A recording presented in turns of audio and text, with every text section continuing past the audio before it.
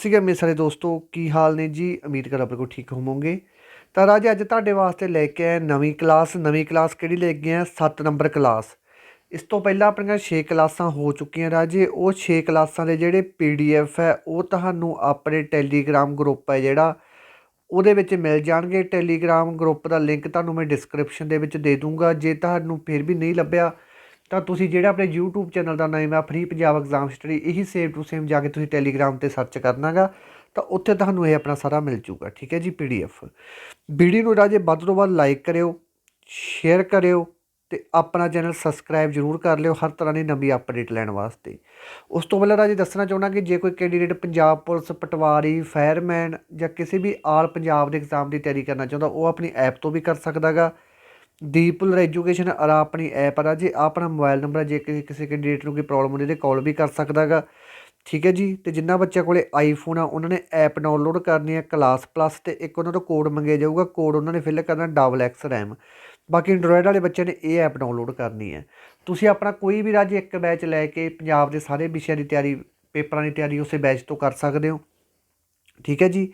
Punjab police and fireman ਵਾਲੇ ਬੱਚਿਆਂ ਵਾਸਤੇ ਜਿਹੜਾ ਬੈਚ ਆ ਰਾਜੇ, ਠੀਕ ਹੈ ਜੀ, ਉਹ ਤੁਹਾਡਾ ਗਰੰਟੀ ਵਾਲਾ ਬੈਚ ਆ। ਤੁਹਾਨੂੰ 90 ਤੋਂ 92% ਸਿਲੇਬਸ ਆਪਣਾ ਕਰਵਾਇਆ ਹੋਇਆ ਹੀ ਮਿਲੂਗਾ। ਇਸ ਤੋਂ ਬਾਹਰ ਤੁਹਾਨੂੰ ਕੁਛ ਨਹੀਂ ਆਉਣ ਦਿੰਦੇ ਰਾਜੇ, ਕਿਉਂਕਿ ਤੁਹਾਡੇ ਕੋਲ ਹਜੇ ਪੰਜਾਬ ਪੁਲਿਸ ਵਾਲੇ, ਫਾਇਰਮੈਨ ਵਾਲੇ ਬੱਚਿਆਂ ਕੋਲ ਟਾਈਮ ਹੈਗਾ ਗਾ। ਜੇਕਰ ਤੁਸੀਂ ਵੀ ਪੰਜਾਬ ਪੁਲਿਸ ਦੀ ਜਾਂ ਫਾਇਰਮੈਨ ਦੀ ਜੋਬ ਜੁਆਇਨ ਕਰਨਾ ਚਾਹੁੰਦੇ ਹੋ ਤਾਂ ਰਾਜੇ ਅੱਜ ਹੀ ਆਪਣਾ ਬੈਚ ਜੁਆਇਨ ਕਰ ਲਓ। ਆਲ ਪੰਜਾਬ ਦੇ ਵਿੱਚ ਸਭ ਤੋਂ ਘੱਟ ਰੇਟਾਂ 'ਤੇ ਆਪਣਾ ਬੈਚ ਮੁਹੱਈਆ ਕਰਵਾਇਆ ਜਾ ਰਿਹਾ ਹੈਗਾ। ਠੀਕ ਹੈ ਜੀ। ਤੁਹਾਡੇ ਕੋਲ 5 ਤੋਂ 4 ਦਿਨ ਆ ਰਾਜੇ। ਬੈਚ ਤੁਸੀਂ ਜਦੋਂ ਮਰਜ਼ੀ ਲੈ ਚੱਲਦੇ ਹੋ। ਹੁਣ ਉਹ 'ਤੇ ਆਫਰ ਚੱਲ ਰਿਹਾ ਹੈਗਾ, ਉਹ ਆਫਰ 5 ਤੋਂ 4 ਦਿਨਾਂ ਤੱਕ ਹੈਗਾ। ਠੀਕ ਹੈ ਜੀ। ਇਸ ਤੋਂ ਬਾਅਦ ਇਹਦੇ ਪ੍ਰਾਈਜ਼ ਅਪ ਡਾਊਨ ਹੋ ਸਕਦੇ ਕਿਉਂਕਿ ਬੱਚੇ ਕਾਫੀ ਮਾਤਰਾ ਦੇ ਵਿੱਚ ਇਹ 'ਚ ਇਨਰੋਲ ਕਰ ਰਹੇ ਆ। ਠੀਕ ਹੈ ਜੀ। ਤਾਂ ਤੁਸੀਂ ਅੱਜ ਹੀ ਬੈਚ ਜੁਆਇਨ ਕਰੋ, ਤੁਹਾਨੂੰ ਨਿਰਾਸ਼ ਨਹੀਂ ਹੋਣ ਦਿੰਦੇ ਅਤੇ ਜਿਹੜਾ ਸਿਲੇਬਸ ਤੁਹਾਨੂੰ ਦੱਸਾਂਗੇ ਉਹੀ ਪੇਪਰ ਦੇ ਵਿੱਚ ਆਊਗਾ, ਬਾਹਰੋਂ ਤੁਹਾਨੂੰ ਕੁਛ ਨਹੀਂ ਆਉਣ ਦਿੰਦੇ। ਠੀਕ ਹੈ ਜੀ। ਗਰੰਟੀ ਵਾਲਾ ਬੈਚ ਹੋਊਗਾ ਰਾਜੇ। ਇਸ ਤੋਂ ਬਾਅਦ ਚੱਲਦੇ ਹਾਂ ਆਪਾਂ ਅਗਲੇ 'ਤੇ। ਪਹਿਲੇ ਪ੍ਰਸ਼ਨ ਦੀ ਗੱਲ ਕਰਦੇ ਹਾਂ। ਜਦ ਪਹਿਲੇ ਪ੍ਰਸ਼ਨ ਦੇ ਵਿੱਚ ਕੀ ਗੱਲ ਕਰ ਰਹੇ ਹਾਂ, ਕਹਿੰਦੇ ਇੰਡੀਅਨ ਪਾਰਲੀਮੈਂਟ ਕੈਨ ਰੀਨੇਮ ਔਰ ਰੀਡਿਫਾਈਨ ਦਾ ਬਾਉਂਡਰੀ ਆਫ ਦਾ ਸਟੇਟ। ਕਹਿੰਦੇ ਭਾਰਤੀ ਸੰਸਦ ਕਿਸੇ ਰਾਜ ਦੀ ਸੀਮਾ ਦਾ ਨਾਮ ਬਦਲ ਕੇ ਜਾਂ ਮੁੜ ਪਰਿਭਾਸ਼ਿਤ ਕਰ ਸਕਦੀ ਹੈ। ਦੇਖੋ ਰਾਜੇ, ਸਭ ਤੋਂ ਪਹਿਲੀ ਗੱਲ ਤਾਂ ਸਭ ਤੋਂ ਇਹ ਪੁੱਛਿਆ ਗਿਆ ਹੈਗਾ, ਦੇਖੋ ਇਹਦੀ ਅਥਾਰਟੀ ਹੁੰਦੀ ਹੈ ਰਾਜੇ ਪਾਰਲੀਮੈਂਟ ਕੋਲੇ। ਜਿਹੜੇ ਬੱਚੇ ਨੇ ਐਪ ਜੁਆਇਨ ਕੀਤੀ ਹੋਈ ਉਹਨਾਂ ਦਾ ਜਿਹੜਾ ਪੋਲਿਟੀ ਦਾ ਸਾਰਾ ਥਿਊਰੀ ਕੰਸੈਪਟ ਹੈ ਉਹ ਕਵਰ ਹੋ ਚੁੱਕਿਆ ਹੈਗਾ, ਅਤੇ ਉਹਨਾਂ ਦੇ MCQ 1-2 ਦਿਨਾਂ ਦੇ ਵਿੱਚ ਸਟਾਰਟ ਹੋਣ ਜਾ ਰਿਹਾ, ਜਿਹਦੇ ਵਿੱਚ ਉਹਨਾਂ ਨੂੰ 1000 MCQ ਕਰਵਾਇਆ ਜਾਊਗਾ ਵਿਦ ਡਿਟੇਲ ਅਤੇ ਕਨਸੈਪਟ ਵਾਈਜ਼। ਅਤੇ ਜਿਹਦੇ ਵਿੱਚ ਤੁਹਾਨੂੰ ਪੰਜਾਬ ਪੁਲਿਸ ਦੇ ਫਾਇਰਮੈਨ ਦੇ ਵਿੱਚ ਪੋਲਿਟੀ ਜ਼ਿਆਦਾ ਆਉਣੀ ਹੈ ਤਾਂ ਤੁਹਾਨੂੰ ਜਿੰਨੇ ਨੰਬਰਾਂ ਦੀ ਪੋਲਿਟੀ ਆਊਗੀ ਇੱਕ ਵੀ ਨੰਬਰ ਤੁਹਾਨੂੰ ਬਾਹਰੋਂ ਨਹੀਂ ਆਊਗਾ ਰਾਜੇ। ਠੀਕ ਹੈ ਜੀ। ਦੇਖੋ ਰਾਜੇ, ਆਪਣੇ ਤੁਸੀਂ ਸੁਣਿਆ ਹੋਊਗਾ ਪਹਿਲਾਂ ਜਿਹੜਾ ਆਪਣਾ ਜੰਮੂ ਐਂਡ ਕਸ਼ਮੀਰ ਹੈ, ਸਾਰੇ ਚੀਜ਼ਾਂ ਨੂੰ ਕਨਸੈਪਟ ਨਾ ਪੜ੍ਹੋ। ਜਿਹੜਾ ਜੰਮੂ ਐਂਡ ਕਸ਼ਮੀਰ ਹੈ ਇਹਦੇ ਵਿੱਚ 370 ਹਟਾ ਕੇ ਪਹਿਲਾਂ ਇਹ ਕੀ ਹੁੰਦੀ ਸੀ ਰਾਜੇ, ਆਪਣੀ ਸਟੇਟ ਹੁੰਦੀ ਸੀ। ਤਾਂ ਹੁਣ ਇਹਨੂੰ ਕੀ ਬਣਾਤਾ, ਯੂਟੀ ਬਣਾਤਾ। ਕਿਉਂ ਬਣਾਤਾ ਯੂਟੀ? ਕਿਉਂਕਿ ਆਪਣੀ ਪਾਰਲੀਮੈਂਟ ਆ ਰਾਜੇ, ਜਿਹੜੀ ਆਪਣੀ ਸੰਸਦ ਹੈ ਉਹਦੇ ਕੋਲ ਇੱਕ ਪਾਵਰ ਹੈਗੀ। ਠੀਕ ਹੈ ਜੀ। ਉਹ ਆਪਣੀ ਪਾਵਰ ਦਾ ਇਸਤੇਮਾਲ ਕਰਕੇ, ਕਿਹੜੇ ਆਰਟੀਕਲ ਦਾ ਇਸਤੇਮਾਲ ਕਰਕੇ, ਆਰਟੀਕਲ 368 ਦਾ ਇਸਤੇਮਾਲ ਕਰਕੇ। ਠੀਕ ਹੈ ਜੀ। ਜਦੋਂ ਵੀ ਕਿਸੇ ਚੀਜ਼ ਦੇ ਵਿੱਚ ਉਹਨਾਂ ਨੇ ਅਮੈਂਡਮੈਂਟ ਕਰਨਾ, ਚਾਹੇ ਕਿਸੇ ਸਟੇਟ ਦਾ ਜਿਹੜੀ ਬਾਉਂਡਰੀ ਆ ਉਹ ਵਧਾਉਣੀ ਹੈ ਜਾਂ ਘਟਾਉਣੀ ਹੈ, ਕਿਸੇ ਦਾ ਨਾਮ ਬਦਲਣਾ, ਕਿਸੇ ਨੂੰ ਯੂਟੀ ਤੋਂ ਸਟੇਟ ਬਣਾਉਣਾ, ਸਟੇਟ ਤੋਂ ਯੂਟੀ ਬਣਾਉਣਾ, ਇਹ ਸਾਰੀਆਂ ਚੀਜ਼ਾਂ ਜਿਹੜੀਆਂ ਹੁੰਦੀਆਂ ਇਹ ਆਰਟੀਕਲ 368 ਦੇ ਵਿੱਚ ਹੁੰਦੀਆਂ। ਜਿੰਨੇ ਵੀ ਅਮੈਂਡਮੈਂਟ ਹੁੰਦੇ ਆ ਰਾਜੇ ਆਪਣੇ ਸੰਵਿਧਾਨ ਦੇ ਵਿੱਚ, ਅਮੈਂਡਮੈਂਟ ਹੁੰਦੇ ਆ, ਅਮੈਂਡਮੈਂਟ ਨੂੰ ਆਪਾਂ ਸੰਸ਼ੋਧਨ ਕਹਿ ਦਿੰਦੇ ਹਾਂ, ਉਹ ਸਾਰੇ ਆਰਟੀਕਲ 368 ਦੇ ਅੰਤਰਗਤ ਹੁੰਦੇ ਆ। ਠੀਕ ਹੈ। ਜਿਸ ਤੋਂ ਕਹਿੰਦੇ ਨੇ ਕਿ ਕੋਈ ਵੀ ਆਪਣੇ ਅਮੈਂਡਮੈਂਟ ਕੀਤਾ ਜਾਂਦਾ ਉਹ ਕਿਹੜੇ ਆਰਟੀਕਲ ਦੇ ਤਹਿਤ ਕੀਤਾ ਜਾਂਦਾ, ਤੁਸੀਂ ਕਹਿੰਦੇ 368 ਆਰਟੀਕਲ ਦੇ ਤਹਿਤ ਕੀਤਾ ਜਾਂਦਾ। ਠੀਕ ਹੈ ਜੀ। ਇਹ ਗੱਲ, ਇਹ 368 ਆਰਟੀਕਲ ਦੇ ਵਿੱਚ ਬਿੱਲ ਪਾਸ ਕੀਤਾ ਜਾਂਦਾ ਅਤੇ ਉਹਦੇ ਤਹਿਤ ਬਦਲਿਆ ਜਾਂਦਾ। ਤਾਂ ਤੁਸੀਂ ਜਿਵੇਂ ਤੁਹਾਨੂੰ ਦੱਸਿਆ ਉਵੇਂ ਜਿਵੇਂ ਰਾਜੇ ਭਾਰਤੀ ਜਿਹੜੀ ਸੰਸਦ ਹੈਗੀ ਉਹ ਕਿਸੇ ਵੀ ਰਾਜ ਦੀ ਸੀਮਾ ਵੀ ਬਦਲ ਸਕਦੀ ਹੈ ਅਤੇ ਉਹਦਾ ਨਾਮ ਵੀ ਬਦਲ ਸਕਦੀ ਹੈ। ਇਹ ਦੋਨੇ ਕੁਛ ਤਾਂ ਉਹ ਕਰ ਸਕਦੀ ਹੈ। ਕਹਿੰਦੇ ਉਹ ਕਿਹੜੀ ਮੈਜੋਰਟੀ ਨਾਲ ਕਰ ਸਕਦੀ ਹੈ, ਸਿੰਪਲ ਮੈਜੋਰਟੀ ਨਾਲ ਕਰ ਸਕਦੀ ਹੈ ਰਾਜੇ, ਐਬਸੋਲੂਟ ਮੈਜੋਰਟੀ ਨਾਲ ਕਰ ਸਕਦੀ ਹੈ, ਜਾਂ 2/3 ਮੈਜੋਰਟੀ ਨਾਲ ਕਰ ਸਕਦੀ ਹੈ, ਕਿ 2/3 majority member of voting and absolute majority it's total. ਠੀਕ ਹੈ ਜੀ। ਜਾਂ ਉਹ ਕਹਿੰਦੇ ਨੀਚੇ ਚੱਲਦੇ ਆਪਾਂ, ਕਹਿੰਦੇ ਵੋਟਿੰਗ ਕਰਨ ਵਾਲੇ ਮੈਂਬਰਾਂ ਦਾ 2/3 ਹਿੱਸਾ ਅਤੇ ਇਸ ਦੀ ਕੁੱਲ ਮੈਂਬਰਸ਼ਿਪ ਦੀ ਪੂਰਨ ਬਹੁਮਤ। ਠੀਕ ਹੈ ਜੀ। ਤਾਂ ਜਿਹੜਾ ਵੀ ਕਿਸੇ ਰਾਜ ਦਾ ਰਾਜੇ ਸੀਮਾ ਬਦਲਣੀ ਹੈ ਆਪਾਂ, ਠੀਕ ਹੈ ਜੀ, ਜਾਂ ਨਾ ਬਦਲਣਾ, ਇਹ ਕੋਈ ਬਾਹਲਾ ਵੱਡਾ ਮੁੱਦਾ ਨਹੀਂ ਹੁੰਦਾ, ਇਹ ਆਪਣੀ ਸਟੇਟ ਦਾ ਮੁੱਦਾ ਹੀ ਹੁੰਦਾ ਗਾ। ਠੀਕ ਹੈ ਜੀ। ਤਾਂ ਕਰਕੇ ਇਹਨੂੰ ਆਪਾਂ ਸਿੰਪਲ ਮੈਜੋਰਟੀ ਦੇ ਨਾਲ ਹੱਲ ਕਰ ਸਕਦੇ ਹਾਂ। ਤਾਂ ਇਹਦਾ ਆਨਸਰ ਆ ਜਾਊਗਾ ਰਾਜੇ ਆਪਣਾ ਸਿੰਪਲ ਮੈਜੋਰਟੀ। ਠੀਕ ਹੈ ਜੀ। ਸਿੰਪਲ ਮੈਜੋਰਟੀ ਨਾਲ ਹੀ ਇਹਨੂੰ ਆਪਾਂ ਹੱਲ ਕਰ ਸਕਦੇ ਹਾਂ। ਤੇ ਜੇ ਆਪਾਂ ਬਿੱਲ ਪਾਸ ਕਰਦੇ ਆ ਕੋਈ ਵੀ ਤਾਂ ਉਹ ਬਿੱਲ ਸਿੰਪਲ ਮੈਜੋਰਟੀ ਦੇ ਵਿੱਚ ਪਾਸ ਹੋਣਾ ਚਾਹੀਦਾ। ਜੇਕਰ ਉਹ ਬਿੱਲ ਸਿੰਪਲ ਮੈਜੋਰਟੀ ਦੇ ਵਿੱਚ ਪਾਸ ਹੁੰਦਾ ਗਾ ਤਾਂ ਕੋਈ ਚੱਕਰ ਨਹੀਂ ਹੈਗਾ ਅਤੇ ਉਹ ਨਾਲ ਦੇ ਨਾਲ ਆਪਣਾ ਬਿੱਲ ਪਾਸ ਹੋ ਜਾਊਗਾ। ਠੀਕ ਹੈ ਜੀ। ਸਿੰਪਲ ਮੈਜੋਰਟੀ ਕੀ ਹੁੰਦੀ ਹੈ, ਕੋਈ ਕੈਂਡੀਡੇਟ ਦੱਸ ਸਕਦਾ ਗਾ? ਸਿੰਪਲ ਮੈਜੋਰਟੀ ਕਿੰਨੀ ਹੁੰਦੀ? ਸਿੰਪਲ ਮੈਜੋਰਟੀ ਹੁੰਦੀ ਹੈ 50%। ਠੀਕ ਹੈ ਜੀ। ਮੰਨ ਲਓ ਜੇ 100 ਬੰਦੇ 100 ਦੇ ਵਿੱਚੋਂ 50 ਨੇ ਵੀ ਕਹਿਤਾ ਤਾਂ ਵੀ ਉਹ ਜਿਹੜਾ ਸਿੰਪਲ ਮੈਜੋਰਟੀ ਨਾਲ ਪਾਸ ਹੋ ਜਾਊਗਾ ਬਿੱਲ। ਠੀਕ ਹੈ ਜੀ। ਕਈਆਂ ਦੇ ਵਿੱਚ ਜ਼ਿਆਦਾ ਦੀ ਲੋੜ ਪੈਂਦੀ ਹੁੰਦੀ ਹੈ, 2/3 ਦੀ ਲੋੜ ਪੈਂਦੀ ਹੁੰਦੀ ਹੈ। ਜਿਵੇਂ ਕਿਸੇ ਥਾਂ 'ਤੇ ਤੁਸੀਂ ਐਂ ਸਮਝ ਲਓ 90 ਬੰਦੇ ਹੈ, ਉਹਨੇ 2/3 ਦੀ ਲੋੜ ਪਊਗੀ। ਕਹਿੰਦਾ ਮਤਲਬ 60 ਬੰਦੇ ਦੀ ਲੋੜ ਪਊਗੀ, 90 ਦੇ ਵਿੱਚੋਂ ਫਿਰ ਜਾ ਕੇ ਉਹ ਬਿੱਲ ਪਾਸ ਹੋਊਗਾ। ਉਹ ਹੁੰਦੀ ਹੈ ਆਪਣੀ 2/3 ਮੈਜੋਰਟੀ। ਅਤੇ ਸਿੰਪਲ ਮੈਜੋਰਟੀ ਹੁੰਦੀ ਹੈ, ਇਹ ਹੁੰਦੀ ਹੈ 50%। ਬਸ ਜੇ ਅੱਧ ਤੋਂ ਵੱਧ ਬੰਦਿਆਂ ਨੇ ਹਾਂ ਕਰਤੀ ਤਾਂ ਉਹ ਚੀਜ਼ ਹੱਲ ਹੋ ਜੂਗੀ। ਠੀਕ ਹੈ ਜੀ। ਇਹਦਾ ਆਨਸਰ ਸਿਰਫ ਹੈਗਾ ਆਪਣਾ ਸਿੰਪਲ ਮੈਜੋਰਟੀ। ਠੀਕ ਹੈ ਜੀ। ਇਸ ਤੋਂ ਬਾਅਦ ਅਗਲਾ ਪ੍ਰਸ਼ਨ ਕਹਿੰਦੇ which the source of the political power in India. ਭਾਰਤ ਵਿੱਚ ਰਾਜਨੀਤਿਕ ਸ਼ਕਤੀ ਦਾ ਸਰੋਤ ਕੀ ਹੈ? ਠੀਕ ਹੈ ਜੀ। ਸਰੋਤ ਕੀ ਹੈ ਰਾਜਨੀਤਿਕ ਸ਼ਕਤੀ ਦਾ, ਉਹ ਪੁੱਛ ਰਹੇ ਨੇ ਆਪਾਂ ਤੋਂ। ਦੱਸੋ ਜੀ। ਕੌਨਸਟੀਟਿਊਸ਼ਨ ਨਹੀਂ ਰਾਜੇ, ਕੌਨਸਟੀਟਿਊਸ਼ਨ ਕਿਵੇਂ ਰਾਜਨੀਤਿਕ ਸ਼ਕਤੀ ਦਾ? ਕੌਨਸਟੀਟਿਊਸ਼ਨ ਦਾ ਸਗੋਂ ਆਪਾਂ ਨੂੰ ਲਾ ਬਾਰੇ ਦੱਸਦਾ ਹੈਗਾ।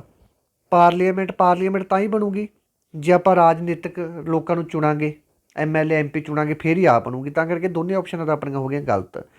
ਤੀਜਾ ਤਾਂ ਪਾਰਲੀਮੈਂਟ ਫਿਰ ਇਹਦੇ ਜਾ ਕੇ ਜਦੋਂ ਪਾਰਲੀਮੈਂਟ ਇੱਥੇ ਗਲਤ ਇੱਥੇ ਵੀ ਆਊਗਾ।